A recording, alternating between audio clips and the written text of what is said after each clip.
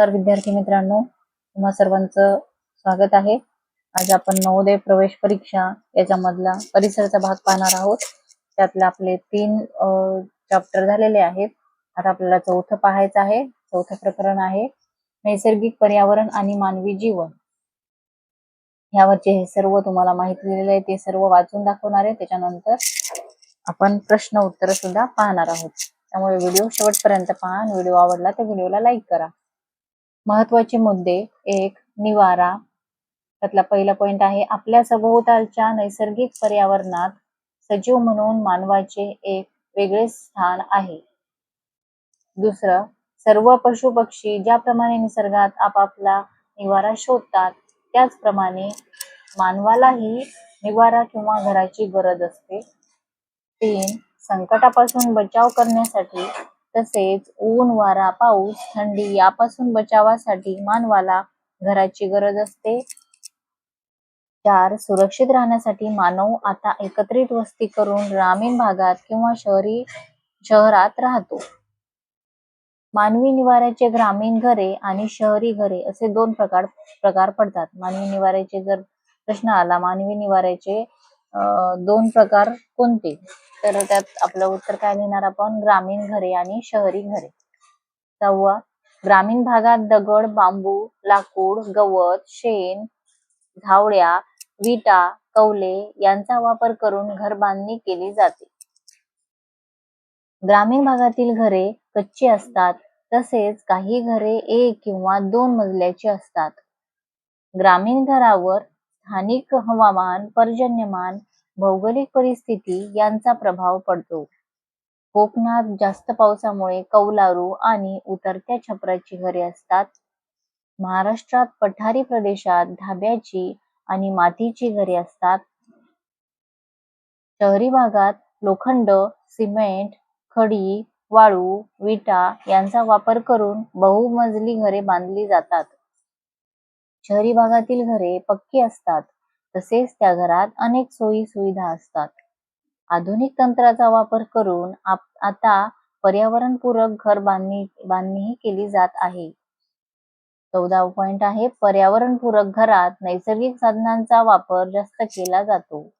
त्यात पवन ऊर्जा, सौर ऊर्जा, पाण्याचा पुनर्वापर, टाकाऊ पदार्थांची योग्य विल्हेवाट आणि जास्तीत जास्त उजेड व खेळती हवा या सगळ्यांसाठी विशेष सोय केली जाते. अशा प्रकारे आपल्याला निवाऱ्याबद्दल माहिती दिलेली आहे. म्हणजे निवारा आपल्या कशासाठी आवश्यक आहे, प्रत्येक ठिकाणचा निवारा कशा प्रकारचा असतो, घरे कशी असतात, हे सर्व माहिती पहिल्या आपल्याला या मुद्द्यामध्ये कळते. तर दुसरा मुद्दा आहे वाहतूक. त्यातला पहिला पॉइंट प्रवास, मालवाहतूक, व्यापार, पर्यटन, आरोग्य, शिक्षण इत्यादी विविध कारणांसाठी वाहतुकीची सोय असणे ही मानवाची आता प्रमुख गरज झाली आहे. भूमार्ग, जलमार्ग आणि हवाई मार्ग हे वाहतूक व दळणवळणाचे प्रमुख मार्ग आहेत. आता प्रश्न असा येऊ शकतो याच्यावर, वाहतूक व दळणवळणाचे प्रमुख मार्ग कोणते कोणते आहेत, तर भूमार्ग, जलमार्ग आणि हवाई मार्ग हे 3 मार्ग आहेत. सायकल, दुचाकी, रिक्षा, टॅक्सी, बस, कार, आगगाडी, मेट्रो आणि काही पर्वतीय प्रदेशात रोपवे ही भूमार्गावरील प्रमुख वाहतुकीची साधने आहेत. फेरी, बोट, तराफ, जहाज, होडी, हॉवरक्राफ्ट ही जलमार्गाची प्रमुख साधने आहेत. हेलिकॉप्टर आणि विमान ही हवाई मार्गाची प्रमुख साधने आहेत. ग्रामीण भागात आणि 6वा पॉइंट चालू आहे बघा. ग्रामीण भागात आणि काही पर्वतीय दुर्गम भागात अजूनही खेचर, उंट, बैलगाडी, पालखी, मेना यांचा वाहतुकीसाठी वापर केला जातो. 7वा पॉइंट आहे डोंगराळ भागात प्रामुख्याने रस्ते वाहतूक, मैदानी भागात रस्ते, रेल्वे आणि मेट्रो या मोठ्या नद्या आणि किनारी भागात जलवाहतूक आणि मोठ्या शहरांदरम्यान हवाई वाहतूक जास्त प्रमाणात आढळून येते. पुढचा पॉइंट आहे वाहतुकीची आधुनिक साधने अधिक वेगवान असतात, मात्र त्यामुळेच त्यांचा नीट वापर करणे आवश्यक ठरते. त्यासाठी वैयक्तिक स्तरावर वाहतूक सुरक्षेचे नियम पाळणे आणि स्वतःच्या व इतरांच्या जीवाची काळजी घेणे आवश्यक ठरते. वैयक्तिक स्तरावर वाहन चालवताना वाहतूक सुरक्षेचे नियम पाळणे, रस्त्यावरील विविध वाहतूक चिन्हाचा योग्य तो उपयोग करून सुरक्षित रित्या वाहन चालवणे ही प्रत्येकाची जबाबदारी आहे. त्याच्यानंतर पुढचा मुद्दा आहे तिसरा, संदेश वहन. त्यातला पहिला पॉइंट, मानवाचा सामाजिक, आर्थिक, राजकीय आवाका आणि पसारा वाढत आहे. त्यामुळे शेती, उद्योग, व्यापार, वाहतूक, शिक्षण, हवामान, कार्यक्रम प्रसारण, माहिती तंत्रज्ञान या माहितीची जलद देवाणघेवाण करणे ही आजची गरज आहे. माहितीच्या देवाणघेवाणीच्या साधनांचा संदेशवहनाची साधने म्हणतात. माहितीच्या देवाणघेवाणीच्या साधनांना संदेशवहनाची साधने म्हणतात. त्याच्यानंतर पुढचा पॉइंट आहे भ्रमणध्वनी, इंटरनेट, ईमेल, संगणक, कृत्रिम उपग्रह ही संदेशवहनाची आधुनिक जलद साधने आहेत. टपाल, वृत्तपत्रे, दूरध्वनी, दूरदर्शन आणि रेडिओ ही संदेशवहनाची पारंपरिक साधने असून त्यांचा आजही वापर केला जातो. हे काय आहेत? पारंपरिक. पहिल्या काळात जास्त यांचा वापर व्हायचा, हे अजून सुद्धा आहेत. टपाल आहे, वृत्तपत्र, टपाल म्हणजे पोस्ट ऑफिस, टपाल, वृत्तपत्र, दूरध्वनी, दूरदर्शन, रेडिओ हे अजून सुद्धा काही ठिकाणी आहेत. त्याच्यानंतर चौथा मुद्दा आहे आपत्ती आणि सुरक्षितता. अचानक उद्भवणारे संकट म्हणजे आपत्ती होय. आपत्ती म्हणजे काय? अचानक उद्भवणार, अचानकच एखादं वादळ येतं किंवा भूकंप होतो, हे काय असतं? आपत्ती असते. आपत्तीचे नैसर्गिक आपत्ती आणि मानवनिर्मित आपत्ती असे दोन प्रकार आहेत. म्हणजे आपत्तीचे दोन प्रकार, नैसर्गिक आपत्ती, मानवनिर्मित आपत्ती.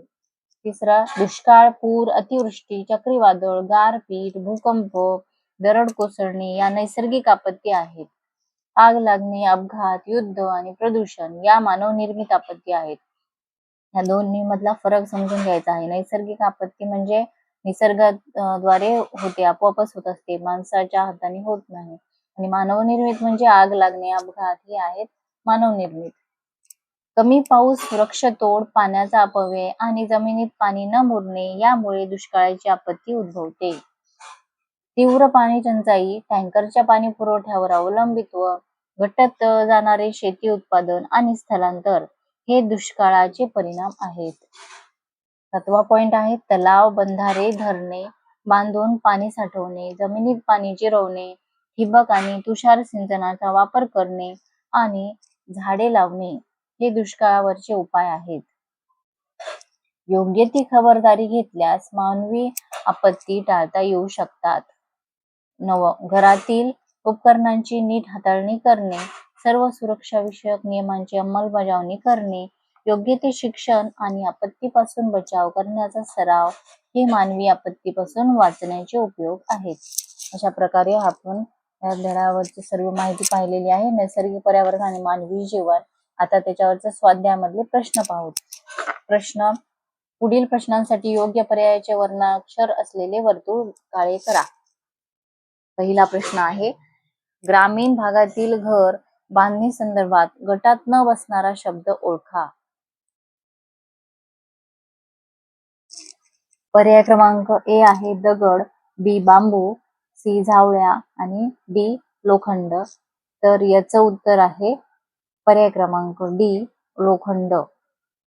दुसरा प्रश्न, शहरातील घरे रिकामी जागा असतात. ए कच्ची, बी बहुमजली, सी मातीची आणि डी बांबूची. त्याचं उत्तर आहे पर्याय क्रमांक 2 बहुमजली. शहरातील घरे बहुमजली असतात म्हणजे मोठ्या मोठ्या बिल्डिंग्स असतात. तिसरा प्रश्न, महाराष्ट्रातील कोकणातील घरे कशी असतात. ए धाब्याची आणि मातीची, बी उंच आणि बहुमजली, सी कौलारू आणि उतरत्या छपराची आणि डी झाडांच्या वर बांबूची. तर याचं उत्तर आहे पर्याय क्रमांक सी कौलारू आणि उतरत्या छपराची. चौथा प्रश्न आहे आधुनिक वाहन साधनांच्या संदर्भात पुढील पैकी गटात न बसणारा शब्द ओळखा. ए मेट्रो, बी हॉवरक्राफ्ट, सी विमान आणि डी बैलगाडी. तर याचं उत्तर आहे पर्याय क्रमांक डी बैलगाडी.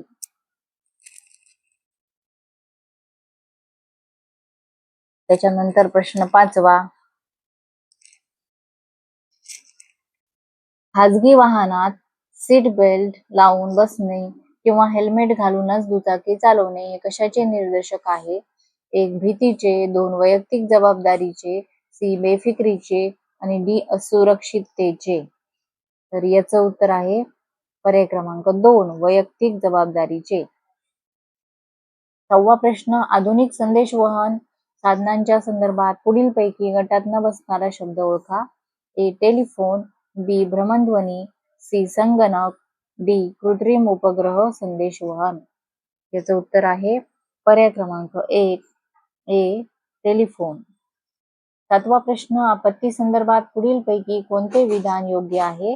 ए आपत्ती पूर्व सूचना देऊन येते, बी आपत्ती मर्यादित जागेतच होते, सी आपत्तीमुळे फक्त आर्थिक हानी होते आणि डी आपत्ती अचानक उद्भवते आणि मोठे नुकसान करू शकते. त्याचं उत्तर आहे पर्याय क्रमांक डी. 8वा प्रश्न. कोणत्या कारणामुळे मोठी आग लागू शकते? ए घरातील दरवाजे बंद ठेवल्यामुळे, बी जास्त पाऊस पडल्यामुळे, सी गॅस चालू राहणे, शॉर्ट सर्किट किंवा कचरा जाळणे यासारख्या चुकांमुळे, डी घराचे दार नीट बंद न केल्यामुळे. याचं उत्तर आहे पर्याय क्रमांक सी.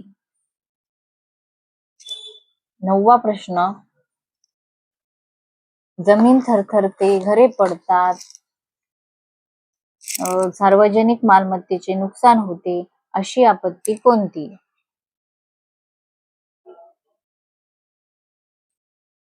ए पर्याय आहे चक्रीवादळ, बी भूकंप, सी पूर आणि डी आग लागणे. याचं उत्तर आहे पर्याय क्रमांक 2 भूकंप. 10वा प्रश्न आहे. अतिवृष्टीने नदीपात्रात खूप जास्त पाणी आल्याने येणारी आपत्ती कोणती? ए दुष्काळ, चक्रीवादळ, बी सी भूकंप आणि डी पूर. त्याचं उत्तर काय असणार आहे? त्याचं उत्तर आहे पर्याय क्रमांक डी पूर. 11वा प्रश्न आहे. वनात किंवा जंगलात लागलेल्या आगीला काय म्हणतात? ए स्फोट, बी सुनामी, सी वणवा आणि डी वादळ. याचं उत्तर आहे पर्याय क्रमांक सी वणवा. 12वा प्रश्न. कमी वर्षा, सुकणारी शेते, वाऱ्याची कमतरता, अन्न पाण्याचा तुटवडा ही लक्षणे कोणती आपत्ती दर्शवतात? ए वणवा, बी वादळ, सी अवर्षण, डी पूर. तर याचं उत्तर आहे पर्याय क्रमांक सी अवर्षण. नदीच्या सखल भागात पुढीलपैकी कोणत्या आपत्तीची शक्यता जास्त असते? ए दरड कोसळणे, बी पूर, सी अवर्षण आणि डी वणवा. याचं उत्तर आहे पर्याय क्रमांक 2 पूर. 14वा प्रश्न. भूकंपाच्या वेळी पुढीलपैकी कोणती गोष्ट टाळावी? ए तुम्ही शहरात असाल तर लिफ्टचा वापर करावा, बी घराबाहेर पडून मोकळ्या मैदानात थांबावे, सी घराबाहेर पडू न शकल्यास घरातील टेबलाखाली थांबावे, डी गॅस विजेचा वापर तातडीने बंद करावा. यातली कोणती गोष्ट टाळावी असं विचारले? तर ए याचं उत्तर आहे पर्याय क्रमांक ए तुम्ही शहरात असेल तर लिफ्टचा वापर करावा ही गोष्ट टाळायला हवी. अशा प्रकारे आपण हा चौथा जो प्रकरण आहे चौथं नैसर्गिक पर्यावरण आणि मानवी जीवन याचे सर्व प्रश्न सुद्धा पाहिलेले आहेत. तुम्हाला व्हिडिओ समजला असेल तर व्हिडिओला नक्की लाईक करा. चॅनलला सबस्क्राईब केलं नसेल तर चॅनलला सबस्क्राईब करा. व्हिडिओ बघितल्याबद्दल धन्यवाद.